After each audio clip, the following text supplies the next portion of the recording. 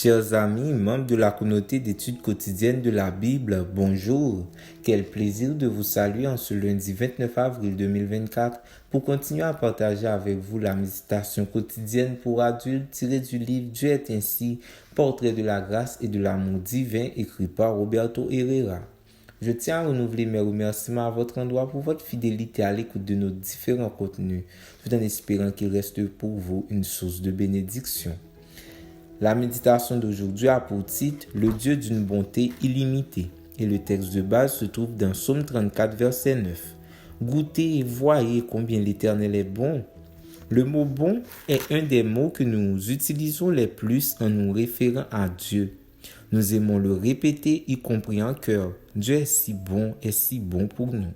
C'est une idée simple, vaste et que la majorité peut comprendre.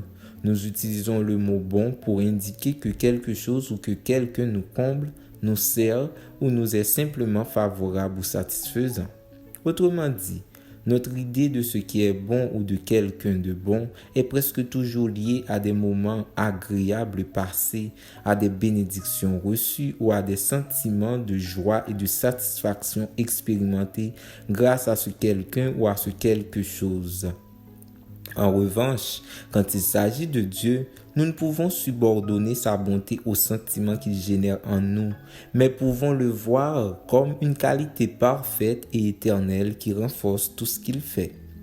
Dieu est bon quand il satisfait nos demandes et quand il les refuse. Il est bon quand il élimine le problème qui nous accable, tout comme quand il permet que nous traversions cette difficulté. Sa bonté n'est pas mise à l'épreuve par notre bonheur ou par notre satisfaction de ce qu'il a fait. Plus d'une fois, sa bonté consiste à nous permettre de traverser les moments de besoin, de tribulation et de complète dépendance dans le but de développer nos qualités qui nous feront ressembler à Jésus. Mère Teresa racontait avoir un jour connu une femme mourant de cancer dans de terribles conditions et qu'elle lui aurait dit « Cette douleur est seulement le baiser de Jésus.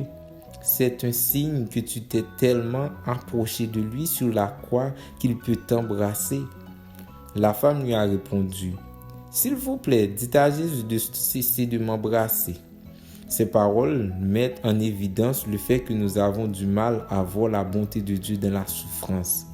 Avec sagesse, Job a compris et a soulevé le dilemme qu'affronte toute personne qui pense que Dieu n'est bon que quand il lui donne tout dans la vie, mais qui est tenté de considérer que le Seigneur est mauvais lorsqu'il le lui retire. Ce n'est pas juste. Ne tombons pas dans cette tentation. Dieu est toujours bon et cela ne dépend ni de nos sentiments ni de ce que nous avons vécu, mais de sa nature. Je vous invite à goûter et à voir que Dieu est bon. Mais si vous ne pouvez le voir avec vos yeux charnels, croyez-le avec les yeux de la foi. Même si nous sommes devant des dilemmes, Dieu qui est bon nous le fera comprendre. Merci d'avoir suivi cette méditation.